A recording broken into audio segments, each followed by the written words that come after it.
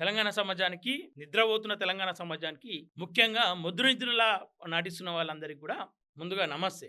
ఈరోజు తెలంగాణ రాష్ట్రంలో తెలంగాణ అస్తిత్వం పైన దాడులు జరుగుతూ ఉంటే మౌనంగా ఉన్నటువంటి పార్టీలన్నిటికీ కూడా శ్రద్ధాంజలి ఘటిస్తా ఉన్నాం. ప్రొఫెసర్ నాగేశ్వర్ గారు అయితేనేం, పృథ్వీరాజ్ గారు అయితేనేం, పాషం యాదగిరి గారు అయితేనేం, బక్కా జడ్సన్ గారు అయితేనేం, విమలక్క అయితేనేం, తెలంగాణ జర్నలిస్టులు కొంతమంది ఫోటోలు కూడా పెడతా ఉన్నారు. వాళ్ళైతేనే ప్రతి ఒక్కరు సరే సమాజం కోసం మాట్లాడుతూ ఉంటే సమస్యల మీద మాట్లాడుతూ ఉన్నారు.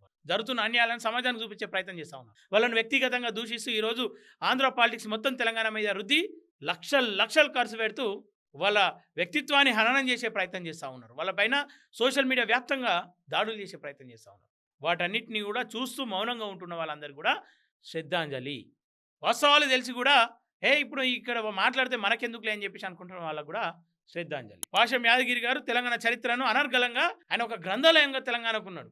అట్లాంటి వ్యక్తి పైన ఇష్టానుసారంగా దూషణలు చేస్తూ ఉంటే మౌనంగా ఉన్నారు కదా, అది మీకే వదిలేస్తున్నా. ప్రొఫెసర్ నాగేశ్వర్ గారు అనేక సమస్యలపైన, అనేక అంశాలపైన గతంలో విశ్లేషణ ద్వారా, అద్భుతమైన విశ్లేషణ ద్వారా రాజ్యాలు వాళ్ళ నిర్ణయాలను మార్చుకునే విధంగా చేసింది కదా, అవన్నీ ఏదో ఒక రూపంలో తెలంగాణకు ఉపయోగపడ్డాయి కదా, అవన్నీ చూస్తూ కూడా ఇలా మర్చిపోయి మౌనంగా ఉంటున్నారు కదా, మీ అందరికీ శ్రద్ధాంజలి.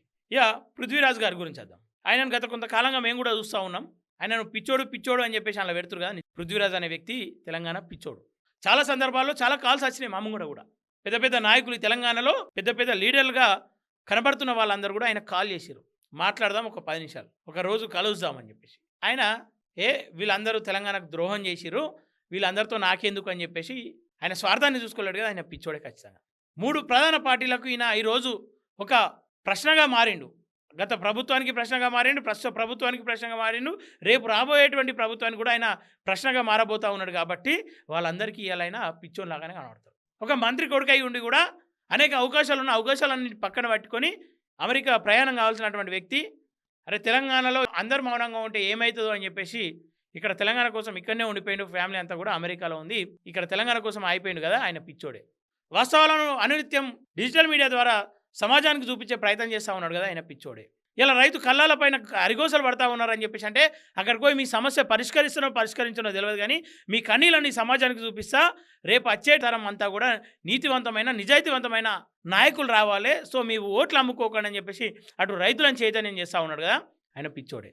మూసి సుందరీకరణ పేరిట అక్కడ ఇండ్లు కూలగొడతా ఉంటే ఈ సుందరీకరణ పక్కన పెట్టు, ఫస్ట్ ఇక్కడ సమాధులు అవుతా ఉన్నారు, వీళ్ళ ఇండ్లు కూలిపోయి ఆ ఇండ్లలో సమాధులు అవుతూ ఉన్నారని చెప్పేసి వాళ్ళ పక్షాన వాళ్ళ గొంతే నిలిచిండు కదా, ఆయన పిచ్చోడి. ఎంఆర్పిఎస్ ఉద్యమప్పుడు మాదిగలు, మాలలు అందరూ కూడా కొట్టుకదావకండి, ఖచ్చితంగా ఈ ఉద్యమం సరైన బాటలో పోవాలి, ఉద్యమంలో అందరికీ న్యాయం జరగాలని చెప్పేసి మాట్లాడి ఆ రోజు మాదిగ రిజర్వేషన్ల పోరాట సమితిలో పార్టిసిపేట్ చేసి ఖచ్చితంగా సరైన మార్గంలో వెళ్ళేంత వరకు అక్కడ నిలబడి ఒక ఏదైనా తప్పు ఉంటే దాన్ని వాళ్ళను ఎంఆర్పిఎస్ నాయకులను కూడా ప్రశ్నిస్తూ వాస్తవాలను బయటపెట్టింది కదా, ఆయన పిచ్చోడి.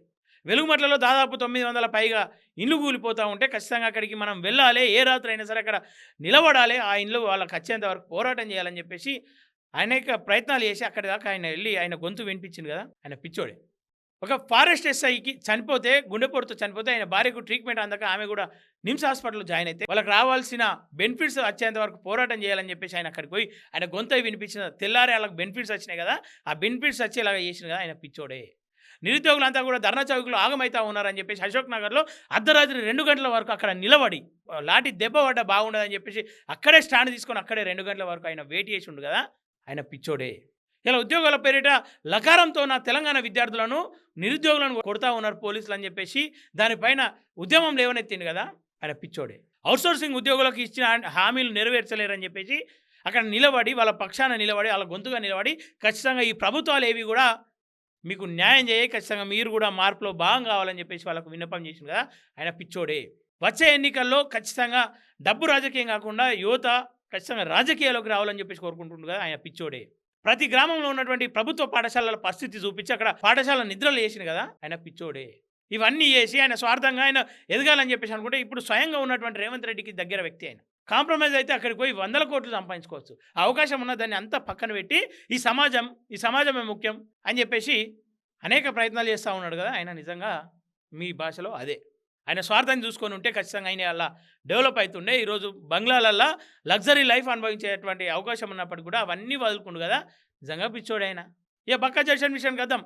ఒక కాలు అంగవైకల్యంతో ఉన్నప్పటికీ కూడా ఈ సమాజంలో ఉన్నటువంటి పోరాటాలపైన ఆర్టీఐలేస్తూ అనేక తప్పిదాలను సమాజానికి చూపిస్తా ఉన్నాడు కదా, ఆయన కూడా ద్రోహి తెలంగాణకు. ఇంకా అనేక మంది ఉన్నారు, వాళ్ళందరి పేర్లు ఎందుకు తీస్తలేనంటే సమయం సరిపోదు. మౌనంగా ఉంటూ ఉన్నారు కదా, మీరు ఆలోచించాలి. ఎవరు ఎందుకోసం గొంతు విప్పుతా ఉన్నారు, ఎవరి కోసం గొంతు విప్పుతా ఉన్నారు?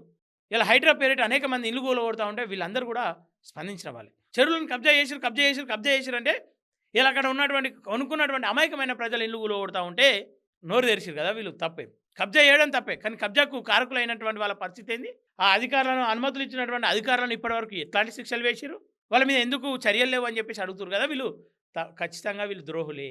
వీళ్ళకు సవాల్ చేసి ఎవడో వీళ్ళ నెంబర్లు పెట్టుకుంటూ ఇష్టానుసారంగా కుటుంబాలతో సహా ఇష్టానుసారంగా మాట్లాడుతూ ఉన్నప్పటికీ కూడా మౌనం పాటించి, సహనం పాటించి ఆ మాట్లాడేటువంటి దొంగలు కూడా మన తెలంగాణ వాళ్ళే. వాళ్ళనంటే మనకేం వస్తుంది అని చెప్పేసి మౌనంగా ఉంటారు కదా, వాళ్ళు నిజంగా ద్రోహులే.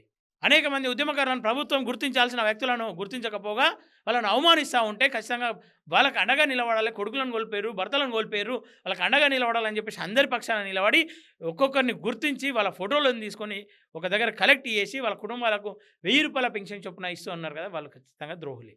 వాళ్ళు ఎప్పుడు మంచి వాళ్ళు అవుతారంటే, ఏ పార్టీ అన్న అవకాశం ఇచ్చి ఒక 5 కోట్లు 10 కోట్లు ఇస్తాం దా మా దగ్గర పని చేసుకో, లేదంటే అవకాశాలు ఇస్తాం దా మా దగ్గర పని చేసుకో అంటే వాళ్ళు ఇచ్చేటువంటి ఆ బిస్కెట్లకు వీళ్ళు లొంగిపోయినప్పుడు వీళ్ళు మంచోళ్ళు అవుతారు. వాళ్ళ స్వార్థం వాళ్ళు చూసుకుంటే మంచోళ్ళు అవుతారు. వాళ్ళకి తెలంగాణ సమాజంతో ఏం అవసరం? తెలంగాణ సమాజం ఏ కుంటగలితే వాళ్ళకేంది? ఎందుకు మాట్లాడాలి వాళ్ళంతా? పృథ్వీరాజు ఎందుకు మాట్లాడాలి? తెలంగాణ ఎటు పోతే పృథ్వీరాజుకి ఏంది? తెలంగాణ మొత్తం ఏమన్నా ఆయన ఇల్లా నాశనం అవుతుంది, కానీ ఆయనకేంది? ఆయన స్వార్థమైన చూసుకొని తెలంగాణ బాగుపడాలి, తెలంగాణ అస్తిత్వం, తెలంగాణ ఆత్మగౌరవం అని చెప్పేసి అంటే తెలంగాణ ఆత్మగౌరవం ఎప్పుడో మట్లా కలిసిపోతూ ఉంది. దాన్ని వెలికి తీస్తా కొత్త సమాజాన్ని నిర్మిద్దాం, కొత్త తరాన్ని తీసుకొద్దాం, తెలంగాణను మరింత బాగు చేద్దామని చెప్పేసి అంటే ఈ దొంగల చేతులకు వెళ్ళి దానికి విముక్తి కలగాలని చెప్పేసి పోరాటాలు చేసి ఏమొస్తుంది? ఎవరి కోసం? ఇలా నష్టపోతున్నటువంటి నిరుద్యోగులు స్పందించరు, ఇబ్బంది పడుతున్నటువంటి ఉద్యమకారులు స్పందించరు, ఎవరు స్పందించరు. ఎందుకు మరి? స్పందించే వాళ్ళపైన బురద జాలుతూ ఉంటారు. ఆడవాళ్ళని చూడకుండా లకారంతో మాట్లాడుతూ ఉంటారు. వాళ్ళ ఇంట్లో కూడా ఆడవాళ్ళు ఉంటారు, వాళ్ళు కూడా ఆ లకారానికే వర్తిస్తారని చెప్పేసి వీళ్ళకి అర్థమవుతలేదా మాట్లాడేటువంటి వాళ్ళకు? ఇక్కడ వాళ్ళు చిల్లర పైసలకు అలవాటు పడి ఎంగిలి మెతుకులకు అలవాటు పడ్డ వాళ్ళు ఇష్టం వచ్చినట్టు మాట్లాడుతూ ఉన్నారు. ఆ మాటలు వింటూ మౌనంగా ఉండే పరిస్థితి ఎందుకు వచ్చిందంటే ఈ తెలంగాణ సమాజం పైన, ఈ రాజ్యాంగం పైన ఉన్నటువంటి గౌరవం. వాళ్ళకి వస్తే మాటలు, వాళ్ళ చేయగలుగుతారు దాడులు, వీళ్ళకి ఎందుకైనా కానీ ఏదో ఒక పార్టీ అవకాశం ఇచ్చినప్పుడు చక్కగా పార్టీలకు ఏదో ఒక కాంట్రాక్ట్ తీసుకొని వాళ్ళ బతుకులు వాళ్ళు బతకక, లేదంటే యూఎస్వై లగ్జరీ లైఫ్ అనుభవించక ఎందుకు వీళ్ళకి తెలంగాణతోని, ఈ తెలంగాణ సమాజంతో వీళ్ళకి ఏమొచ్చింది?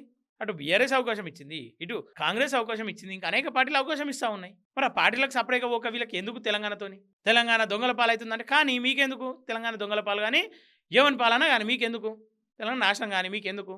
ఇట్లాంటి పరిస్థితులు ఉన్నాయి తెలంగాణలో. నిజం చెప్తే నిజం చెప్పకురా చేడేవు అని చెప్పేసి సామెత ఉంటుండే, అది వాస్తవమే అనిపిస్తూ ఉంది. నిజము చెప్పితేవా నువ్వు చెడ్డవాడివి అవుతావు అని చెప్పేసి గతంలో అనుకుంటుండే ఒక నానుడు ఉంటుండే, అది బహుశా వాస్తవమే. కనిపిస్తూ ఉంది కళ్ళ కనబడ్డట్టు. నిజం చెప్పిన ప్రతి ఒక్కడు చెడ్డోడు అవుతా ఉన్నాడు. తెలంగాణలో నటించిన ప్రతి ఒక్కడు పత్తిత్తులా మారిపోతూ ఉన్నాడు, నేతలు అవుతూ ఉన్నారు, 1000 కోట్లకు పడిగలెత్తుతూ ఉన్నారు. ఇది తెలంగాణ ప్రస్తుత పరిస్థితి, ఇది రాజకీయాల ప్రస్తుత పరిస్థితి. నిజాయితీ గల వాళ్ళమని చెప్పేసి అనుకుంటున్న ప్రతి ఒక్కరు స్పందించాలి, నిజాలేందో తెలుసుకోవాలి, సమాజాన్ని మార్పు చేసుకోవాలి. ఏదో వీళ్ళకు మద్దతు తెలిపి వీళ్ళ పక్షాన ఉండరు అని చెప్తలే నేను. తెలంగాణను కాపాడుకోరు అంతే. తెలంగాణ నాశనం అవుతా ఉంది, దాన్ని కాపాడుకోరు. ఇది తెలంగాణ 1200 అమరవీరుల సమాధులపైన ఏర్పడ్డ తెలంగాణ అని మనం అనుకుంటా ఉన్నాం, కానీ ఆ 1200 మంది అసలు అమరులే గారేరు. మొన్న ఒక మహిళ వచ్చి మాట్లాడింది, ఆమె అలా భర్తనే చచ్చిపోలేడు అసలు అని చెప్పేసి అక్కడికి వచ్చింది. ఇప్పుడు ఆ 1200 మంది కూడా ఏడ చచ్చిపోయారు బై? శ్రీకాంత్ సార్ చచ్చిపోయినా? ఓళ్ళు చెప్పారు మీకు చచ్చిపోయారని? ఎవడు చచ్చిపోలేదు తెలంగాణ కోసం. తెలంగాణ దానంతలో అదే వచ్చింది. రేపటి చరిత్రలో ఇదే రాబోతా ఉంది. తెలంగాణ చరిత్రలో తెలంగాణ చరిత్రనే, తెలంగాణ బ్యాక్గ్రౌండ్నే మార్చబోతా ఉన్నారు. 1200 అమరులు కాలేరు, ఎవరు చచ్చిపోలేదు. వాళ్ళు వ్యక్తిగత కారణాల వల్ల చచ్చిపోతే తెలంగాణకు అడ్డగడతా ఉన్నారు. శ్రీకాంత్ సార్కి చదవబుద్ధి కాక తిండి ఎక్కువై ఆయన చచ్చిపోయాడు. ఇంకా అనేక మంది వాళ్ళకు తిండి ఎక్కువై చచ్చిపోయారు. తెలంగాణ కోసం ఎందుకు చచ్చిపోయారు వాళ్ళు? ఇదే చరిత్రగా మార్చబోతూ ఉన్నారు, దీన్నే ముందుకు తీసుకురాబోతూ ఉన్నారు. తెలంగాణ కోసం బలిదానాలు అనేది అవాస్తవం అని చెప్పబోతూ ఉన్నారు. అసలు తెలంగాణ రాష్ట్రం కోసం పోరాటాలు జరగలేదు. తొలి దశ లేదు, మళ్ళీ దశ లేదు, మట్టి లేదు, మన్ను లేదు, మషాడం లేదు. తెలంగాణ కేవలం ప్రభుత్వాలు అనుకొని ఇచ్చినాయి అని చెప్పేసి అక్కడికి చరిత్రను చిత్రీకరించబోతూ ఉన్నారు.